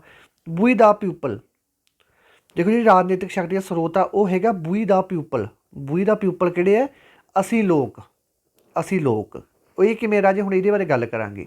ਦੇਖੋ ਹੁਣ ਕੋਈ ਵੀ MLA ਚੁਣਦੇ ਆ ਆਪਾਂ, ਕੋਈ ਵੀ MP ਚੁਣਦੇ ਆ, ਇਹ ਕੌਣ ਚੁਣਦਾ ਰਾਜੇ? ਇਹ ਆਪਾਂ ਹੀ ਚੁਣਦੇ ਆ, ਲੋਕ ਹੀ ਚੁਣਦੇ ਆ। ਤਾਂ ਸਾਰਿਆਂ ਕੋਲ ਜਿਹੜੀ ਮਤਲਬ ਕਿਸੇ ਨੂੰ ਚੁਣਨ ਦੀ ਆਪਦੇ MLA MP ਸਰਕਾਰਾਂ ਆਪਾਂ ਆਪ ਚੁਣਦੇ ਹਾਂ। ਬਾਅਦ ਵਿੱਚ ਆਪਾਂ ਨੂੰ ਦੋਸ਼ ਦੇਣ ਲੱਗ ਜਾਂਦੇ ਕਿ ਫਲਾਨੀ ਸਰਕਾਰ ਮਾੜੀ ਹੈਗੀ, ਢਿਮਕੀ ਸਰਕਾਰ ਮਾੜੀ ਹੈਗੀ। ਚੁਣਦੇ ਪਹਿਲਾਂ ਆਪਾਂ ਹੈਗੇ। ਠੀਕ ਹੈ। ਤਾਂ ਕਰਕੇ ਜਿਹੜੀ ਪਾਵਰ ਹੁੰਦੀ ਹੈ, ਅਸਲੀ ਪਾਵਰ ਹੁੰਦੀ ਹੈ ਰਾਜਨੀਤਿਕ ਦੀ ਸਰੋਤ ਦੀ, ਉਹ ਸਾਰੀ ਆਪਣੇ ਆਮ ਲੋਕਾਂ ਕੋਲ ਹੁੰਦੀ ਹੈ। ਤਾਂ D ਨੰਬਰ ਆਪਸ਼ਨ ਦਾ ਆਨਸਰ ਆਊਗਾ। ਠੀਕ ਹੈ ਜੀ। ਇਸ ਤੋਂ ਬਾਅਦ ਚੱਲਦੇ ਆਪਾਂ ਅਗਲੇ ਪ੍ਰਸ਼ਨ 'ਤੇ। ਅਗਲੇ ਪ੍ਰਸ਼ਨ ਦੇ ਵਿੱਚ ਕੀ ਕਹਿ ਰਹੇ ਨੇ ਆਪਾਂ ਨੂੰ? ਕਹਿੰਦੇ ਵਿੱਚ one of the following the political right. ਕਹਿੰਦੇ ਇਹਨਾਂ ਵਿੱਚੋਂ ਕਿਹੜਾ ਆਪਣਾ ਰਾਜਨੀਤਿਕ ਅਧਿਕਾਰ ਹੈ? ਠੀਕ ਹੈ ਜੀ। ਰਾਜਨੀਤਿਕ ਅਧਿਕਾਰ ਪੁੱਛ ਰਹੇ ਨੇ ਕਿਹੜਾ ਆਪਣੇ ਕੋਲੇ? ਰਾਈਟ ਟੂ ਫਰੀਡਮ ਨਹੀਂ ਰਾਜੀ। ਆਪਣਾ ਰਾਜਨੀਤਿਕ ਅਧਿਕਾਰ ਕਿੱਥੇ? ਇਹ ਤਾਂ ਆਪਣਾ ਫੰਡਾਮੈਂਟਲ ਰਾਈਟ ਹੈਗਾ। ਇਹ ਤਾਂ ਆਪਣਾ ਕੀ ਹੈਗਾ? ਇਹ ਤਾਂ ਆਪਣਾ ਮੌਲਿਕ ਅਧਿਕਾਰ ਹੈ ਇੱਕ। ਠੀਕ ਹੈ ਜੀ। ਰਾਈਟ ਟੂ ਇਕੁਅਲਿਟੀ, ਇਹ ਵੀ ਆਪਣਾ ਇੱਕ ਫੰਡਾਮੈਂਟਲ ਰਾਈਟ ਹੈ। ਇਹਨਾਂ ਨੇ ਪੁੱਛਿਆ ਪੋਲੀਟੀਕਲ ਰਾਈਟ, ਤਾਂ ਕਰਕੇ ਆਪਸ਼ਨ ਵੀ ਗਲਤ ਹੋ ਜੂ, ਆਪਸ਼ਨ ਵੀ ਗਲਤ ਹੋ ਜੂ, ਆ ਵੀ ਗਲਤ ਹੋ ਜੂ। ਕਿਉਂਕਿ ਜਿਉਣ ਦਾ ਅਧਿਕਾਰ ਵੀ ਆਪਣੇ ਫੰਡਾਮੈਂਟਲ ਰਾਈਟ ਹੈ। ਤਾਂ ਕੱਟ ਕੇ ਕਿਹੜਾ ਰਹਿ ਗਿਆ? ਹੁਣ ਰਹਿ ਗਿਆ ਮਗਰ ਇੱਕ ਆਹ ਰਾਈਟ ਟੂ ਕੰਟੈਸਟ ਇਲੈਕਸ਼ਨ। ਚੋਣ ਲੜਨ ਦਾ ਜਿਹੜਾ ਆਪਣਾ ਅਧਿਕਾਰ ਆ ਰਾਜੇ, ਇਹ ਆਪਣਾ ਪੋਲੀਟੀਕਲ ਰਾਈਟ ਹੈਗਾ। ਠੀਕ ਹੈ ਜੀ। ਆਹ ਦੂਜੇ ਸਾਰੇ ਆਪਣੇ ਫੰਡਾਮੈਂਟਲ ਰਾਈਟ ਹੈਗੇ। ਓਕੇ ਜੀ। ਆਹ ਦੇਖੋ ਹੁਣ ਆਪਾਂ ਵੈਸੇ ਇੰਗਲਿਸ਼ ਦੇ ਵਿੱਚ ਇੱਕ ਵਾਰੀ ਆਪਾਂ ਮੋਟੀ ਜਿਹੀ ਨਿਗਾਹ ਮਾਰ ਲੈਂਦੇ ਹਾਂ। ਠੀਕ ਹੈ ਜੀ। ਦੇਖੋ ਸਭ ਤੋਂ ਪਹਿਲਾਂ ਜਿਹੜਾ ਆਪਣੇ ਫੰਡਾਮੈਂਟਲ ਰਾਈਟ ਹੈ ਇਹ ਕਿਹੜੇ ਭਾਗ ਦੇ ਵਿੱਚ ਆਉਂਦੇ ਆ? ਪਾਰਟ 3 ਦੇ ਵਿੱਚ ਆਉਂਦੇ ਆ। ਠੀਕ ਹੈ ਜੀ। Right to equality. ਠੀਕ ਹੈ ਜੀ। ਰਾਈਟ ਟੂ ਇਕੁਅਲਿਟੀ 14 ਤੋਂ ਲੈ ਕੇ 18 ਤੱਕ, 19 ਤੋਂ ਲੈ ਕੇ 22 ਤੱਕ, 23 ਤੋਂ ਲੈ ਕੇ 25 ਤੱਕ, 25 ਤੋਂ ਲੈ ਕੇ 28 ਤੱਕ, 29 ਤੋਂ ਲੈ ਕੇ 30 ਤੱਕ। ਇਹ ਆਪਣੇ ਆਰਟੀਕਲ ਹੁੰਦੇ ਦੇਖੋ। ਠੀਕ ਹੈ ਜੀ। ਬਸ ਤੁਸੀਂ ਇੰਨੀ ਯਾਦ ਕਰ ਲਓ ਕਿਉਂਕਿ ਆਹ ਦੂਜੀਆਂ ਚੀਜ਼ਾਂ ਜਿਹੜੀਆਂ ਮੈਂ ਪਹਿਲਾਂ ਦੀ ਵੀਡੀਓ ਦੇ ਵਿੱਚ ਤੁਹਾਨੂੰ ਡਿਟੇਲ ਦੇ ਵਿੱਚ ਕਰਵਾ ਕੇ ਗਿਆ ਹੋਇਆ ਗਾ। ਬਸ ਤੁਸੀਂ ਸਿਰਫ ਇੰਨਾ ਯਾਦ ਰੱਖਣਾ ਗਾ। ਠੀਕ ਹੈ ਜੀ। ਇੱਕ ਵਾਰੀ ਆਪਾਂ ਰਾਈਟ ਟੂ ਇਕੁਅਲਿਟੀ ਦੇ ਵਿੱਚ ਗੱਲ ਕਰਾਂ। ਰਾਈਟ ਟੂ ਇਕੁਅਲਿਟੀ ਦਾ ਮਤਲਬ ਹੈਗਾ ਗਾ ਕਿ ਜਿਹੜੇ ਆਪਣੇ ਲਾ ਗਏ ਕੋਈ ਵੀ ਧਾਰਾਵਾਂ ਲੱਗਦੀਆਂ ਕਿਸੇ 'ਤੇ, ਚਾਹੇ ਕੋਈ ਠੱਗੀ ਕਰਦਾ, ਚਾਹੇ ਚੋਰੀ ਕਰਦਾ, ਚਾਹੇ ਕਤਲ ਕਰਦਾ, ਉਹਦੇ 'ਤੇ ਸਾਰਿਆਂ ਦੀਆਂ ਇੱਕੋ ਜਿਹੀਆਂ ਧਾਰਾਵਾਂ ਲੱਗਣਗੀਆਂ। ਠੀਕ ਹੈ ਜੀ। ਨੰਬਰ 2 'ਤੇ ਕੋਈ ਵੀ ਕਿਸੇ ਨੂੰ ਜਾਤ, ਧਰਮ, ਰੰਗ ਇਹ ਆਧਾਰ 'ਤੇ ਕਿਸੇ ਨੂੰ ਕੋਈ ਟੌਟ ਨਹੀਂ ਮਾਰ ਸਕਦਾ, ਕੋਈ ਕਿਸੇ ਨੂੰ ਮਤਲਬ ਨੀਵਾਂ ਨਹੀਂ ਦਿਖਾ ਸਕਦਾ। Equality of opportunity in public employ. ਠੀਕ ਹੈ ਜੀ। ਸਾਰਿਆਂ ਨੂੰ ਜਿਹੜੀ ਨੌਕਰੀ ਵਾਸਤੇ ਬਰਾਬਰ ਦਾ ਅਧਿਕਾਰ ਦਿੱਤਾ ਜਾਊਗਾ। ਬਰਾਬਰ ਦਾ ਅਧਿਕਾਰ ਐਂ ਦਿੱਤਾ ਜਾਊਗਾ ਕਿ ਮਤਲਬ ਜੇ ਰਾਜੇ ਕੋਈ ਵੀ ਪੋਸਟ ਆਉਂਦੀ ਹੈ ਉਹਦੇ ਵਿੱਚ ਸਾਰੇ ਕੈਂਡੀਡੇਟ ਅਪਲਾਈ ਕਰ ਸਕਦੇ, ਚਾਹੇ ਕੋਈ SC ਹੈ ਚਾਹੇ BC ਹੈ। ਜਿਹੜਾ ਕੋਟਾ ਉਹ ਚੀਜ਼ ਅਲੱਗ ਹੈਗੀ। ਠੀਕ ਹੈ ਜੀ। ਕੋਟੇ ਦੇ ਨਾਲ ਕੋਈ ਸੰਬੰਧ ਨਹੀਂ ਹੈਗਾ। ਇਹਦੇ ਵਿੱਚ ਸਾਰਿਆਂ ਨੂੰ ਕਿ ਬਰਾਬਰ ਦਾ ਮੌਕਾ ਦਿੱਤਾ ਜਾਊਗਾ। ਓਕੇ ਜੀ। ਇਸ ਤੋਂ ਬਾਅਦ ਅਨਟੱਚੇਬਿਲਿਟੀ ਛੂਤ ਛਾਤ ਦਾ, ਜੇ ਕੋਈ ਕਹਿੰਦਾ ਕਿ ਫਲਾਣੇ ਨੇ ਮੈਨੂੰ ਹੱਥ ਲਾ ਦਿੱਤਾ ਕਲਾ ਤੋਂ, ਉਹਦੇ ਵੀ ਇਹ ਹੋ ਸਕਦਾ। ਟਾਈਟਲ ਕੋਈ ਆਪਾਂ ਟਾਈਟਲ ਨਹੀਂ ਲੈ ਸਕਦੇ। ਠੀਕ ਹੈ ਜੀ। ਜਿਵੇਂ ਆਪਣੇ ਮੂਹਰੇ ਡਾਕਟਰ ਲਾ ਸਕਦੇ ਹਾਂ ਜਾਂ ਆਪਾਂ ਕੁਛ ਇੰਜੀਨੀਅਰ ਲਾ ਸਕਦੇ ਹਾਂ, ਹੋਰ ਨਹੀਂ ਕੁਛ ਆਪਾਂ ਲਾ ਸਕਦੇ। ਠੀਕ ਹੈ ਜੀ। ਬਾਕੀ ਫਰੀਡਮ ਦੇ ਵਿੱਚ ਵੀ ਤੁਸੀਂ ਪੜ੍ਹਿਆ ਹੋਇਆ ਹੈਗਾ ਸਾਰੀਆਂ ਚੀਜ਼ਾਂ, ਮੈਂ ਤੁਹਾਨੂੰ ਇਹ 'ਚ ਵੀ ਸਾਰੀਆਂ ਚੀਜ਼ਾਂ ਦੱਸ ਦਿੱਤੀਆਂ। ਠੀਕ ਹੈ ਜੀ। ਇਸ ਤੋਂ ਬਾਅਦ ਆਪਣੇ ਕੋਲ ਅਗਲੇ ਪ੍ਰਸ਼ਨ ਦੇ ਵਿੱਚ ਗੱਲ ਕਰਦੇ ਆ ਕੀ ਕਹਿੰਦੇ ਆ ਕਹਿੰਦੇ fundamental right in India are integrated ਲਿਖਣਾ ਸੀ ਰਾਜੇ ਇੱਥੇ, ਠੀਕ ਹੈ ਜੀ, ਬਾਏ ਇਟ ਥਰੂ। ਭਾਰਤ ਵਿੱਚ ਮੌਲਿਕ ਅਧਿਕਾਰਾਂ ਦੀ ਗਰੰਟੀ ਕਿਸ ਰਾਹੀਂ ਦਿੱਤੀ ਜਾਂਦੀ ਹੈ? ਆਪਣੇ ਮੌਲਿਕ ਅਧਿਕਾਰਾਂ ਰਾਜੀ, ਠੀਕ ਹੈ ਜੀ। ਮੌਲਿਕ ਅਧਿਕਾਰਾਂ ਦੀ ਗਰੰਟੀ ਦਿੱਤੀ ਜਾਂਦੀ ਹੈ ਕਿ ਭਾਈ ਗਰੰਟੀ ਦਾ ਮਤਲਬ ਕੀ ਹੁੰਦਾ ਰਾਜੇ? ਗਰੰਟੀ ਆਪਾਂ ਜਾਂਦੇ ਆਮ ਤੌਰ 'ਤੇ ਦੁਕਾਨ ਦੇ ਉੱਪਰ, ਆਪਾਂ ਨੂੰ ਭਾਈ ਕਹਿੰਦਾ ਕਿ ਭਾਈ ਦੁਕਾਨ ਵਾਲਾ ਕਿ ਆਹ ਤੁਸੀਂ TV ਲੈ ਜਾਓ, ਜਾਂ ਤੁਸੀਂ ਆਹ LCD ਲੈ ਜਾਓ, ਚਾਹੇ ਤੁਸੀਂ ਆਹ ਮੋਬਾਇਲ ਲੈ ਜਾਓ। ਆਪਾਂ ਨੂੰ ਬਹੁਤ ਚੀਜ਼ਾਂ ਦਿੱਤੀਆਂ ਜਾਂਦੀਆਂ ਹੈ ਨਾ, ਕਿ ਫੁੱਲ ਗਰੰਟੀ ਹੋਊਗੀ ਇਹਦੀ, ਫੁੱਲ ਗਰੰਟੀ ਹੋਊਗੀ। ਮਤਲਬ ਫੁੱਲ ਗਰੰਟੀ ਦਾ ਮਤਲਬ ਕੀ ਹੈ ਰਾਜੇ? ਫੁੱਲ ਗਰੰਟੀ ਦਾ ਮਤਲਬ ਇਹ ਹੈ ਕਿ ਜੇ ਭਾਈ ਤੁਹਾਡਾ TV ਖਰਾਬ ਹੁੰਦਾ ਗਾ, ਕਿ ਅਸੀਂ ਜਾਂ ਤਾਂ ਤੁਹਾਡਾ TV ਬਦਲ ਕੇ ਦੇਵਾਂਗੇ, ਜਾਂ ਤੁਹਾਨੂੰ ਉਹਦੀ ਅਸੀਂ ਫ੍ਰੀ ਦੇ ਵਿੱਚ ਰਿਪੇਅਰ ਕਰਵਾ ਕੇ ਦੇਵਾਂਗੇ। ਇਹੀ ਮਤਲਬ ਹੁੰਦਾ। ਆਪਾਂ ਹਰੇਕ ਚੀਜ਼ ਗਰੰਟੀ ਵਾਲੀ ਲੈ ਕੇ ਕਿਉਂ ਪਸੰਦ ਹੁੰਦੇ ਆ?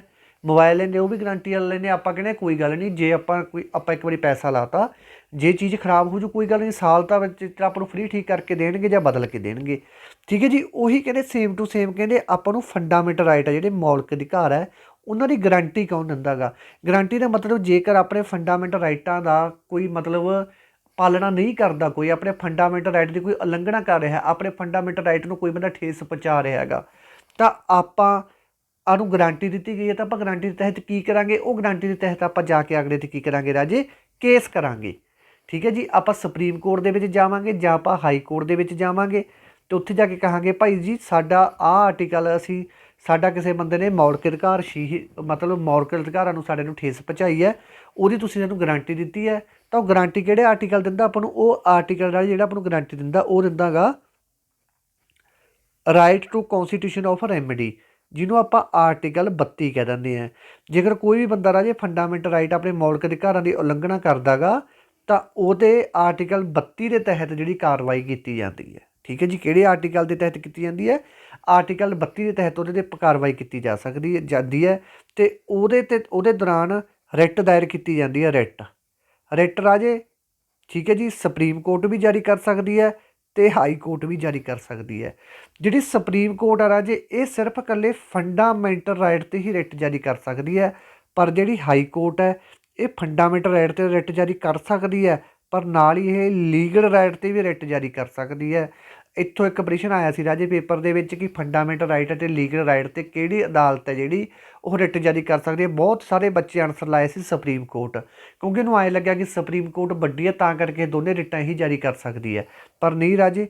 ਫੰਡਾਮੈਂਟਲ ਰਾਈਟ 'ਤੇ ਅਤੇ ਲੀਗਲ ਰਾਈਟ 'ਤੇ ਇਹ ਦੋਨਿਆਂ ਦੇ ਜੇ ਇਕੱਠੀ ਰਿਟ ਜਾਰੀ ਕਰਨੀ ਉਹ ਹਾਈ ਕੋਰਟ ਹੀ ਕਰਦੇ, supreme court only fundamental right 'ਤੇ ਹੀ ਰਿਟ ਜਾਰੀ ਕਰੂਗੀ, ਠੀਕ ਹੈ ਜੀ।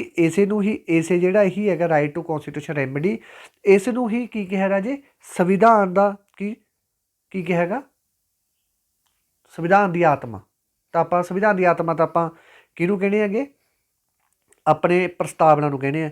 ਉਵੇਂ ਜਿਵੇਂ ਜਿਹੜੇ ਫੰਡਾਮੈਂਟਲ ਰਾਈਟ ਦੀ ਆਤਮਾ ਹੈਗੀ, ਠੀਕ ਹੈ ਜੀ, ਉਹ ਕਿਹਨੂੰ ਕਿਹਾ ਜਾਂਦਾ ਗਾ? ਸੋਲ ਆਫ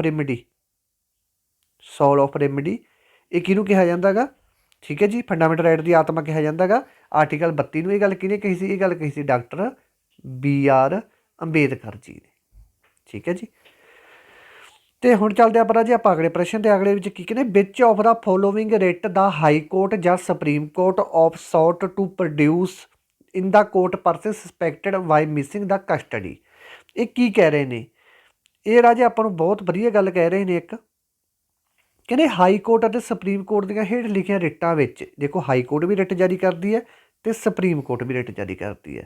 ਰਿਟਾਂ ਦੇ ਵਿੱਚ ਕਿਸੇ ਵਿਅਕਤੀ ਦਾ ਲਾਪਤਾ ਹੋ ਗਿਆ ਰਾਜੇ, ਜਾਂ ਆਪਾਂ ਨੂੰ ਸ਼ੱਕ ਹੈ ਕਿ ਉਹ ਬੰਦਾ ਪੁਲਿਸ ਦੀ ਕਸਟਡੀ ਦੇ ਵਿੱਚ ਹੈ ਪਰ ਅਦਾਲਤ ਦੇ ਵਿੱਚ ਉਹਨੂੰ ਪੇਸ਼ ਨਹੀਂ ਕੀਤਾ ਜਾ ਰਿਹਾ, ਤਾਂ ਉਸ 'ਤੇ ਉਹ ਬੰਦਿਆਂ ਦਾ ਵਕੀਲ ਹੈ ਜਿਹੜਾ ਉਹ ਜਾ ਕੇ ਅਦਾਲਤ ਦੇ ਵਿੱਚ ਪੇਸ਼ ਕਰੂਗਾ ਇੱਕ ਰਿਟ, ਕਹੂਗਾ ਜੀ ਸਾਡਾ ਬੰਦਾ ਪੁਲਿਸ ਇੰਨੇ ਵਜੇ ਚੱਕ ਕੇ ਲੈ ਕੇ ਗਈ ਹੈ ਪਰ ਹਜੇ ਤੱਕ ਅਦਾਲਤ ਦੇ ਵਿੱਚ ਨਹੀਂ ਪੇਸ਼ ਕੀਤਾ ਗਿਆ।